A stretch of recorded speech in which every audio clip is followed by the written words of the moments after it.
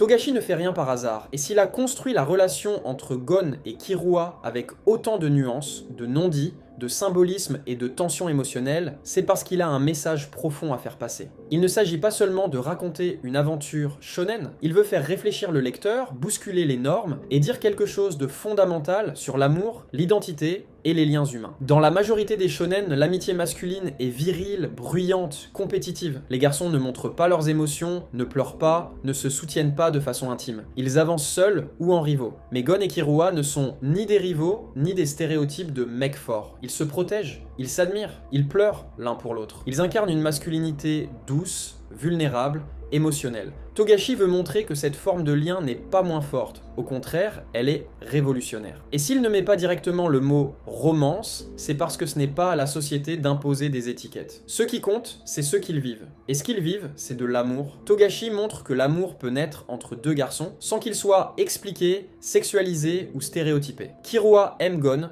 Gon est tout pour Killua. Et jamais ce lien n'est remis en cause, moqué, jugé dans l'univers de Hunter x Hunter. Ce silence apparent, cette absence de label, est une forme de respect. Togashi ne dit pas « ils sont gays » parce qu'il veut que ce soit une évidence naturelle. Il ne cherche pas à militer directement, mais à normaliser ses sentiments. L'amour n'a pas besoin d'un panneau, il est là, c'est tout. Killua, surtout, est enfermé dans l'image qu'on lui a imposée, celle d'un assassin, d'un monstre, d'un outil. Son lien avec Gon, c'est la première fois qu'il est vu comme une personne. C'est la première fois qu'il s'autorise à aimer, mais il n'arrive pas à le nommer. Il dit « meilleur ami », mais son regard, ses gestes, sa douleur disent autre chose. Togashi montre ainsi la peur du rejet, la peur de ne pas être à la hauteur, la peur de perdre l'être aimé si on ose dire la vérité. C'est le cœur de nombreuses histoires LGBT. Et c'est ce qu'il met en scène à travers Killua. Ce que Togashi construit, c'est une romance dans le silence, une déclaration d'amour cachée dans l'amitié. Pourquoi ? Parce que l'amour le plus fort n'est pas toujours celui qu'on crie. C'est celui qu'on vit, qu'on ressent, qu'on cache parfois, mais qui façonne tout notre être. Il veut montrer au lecteur,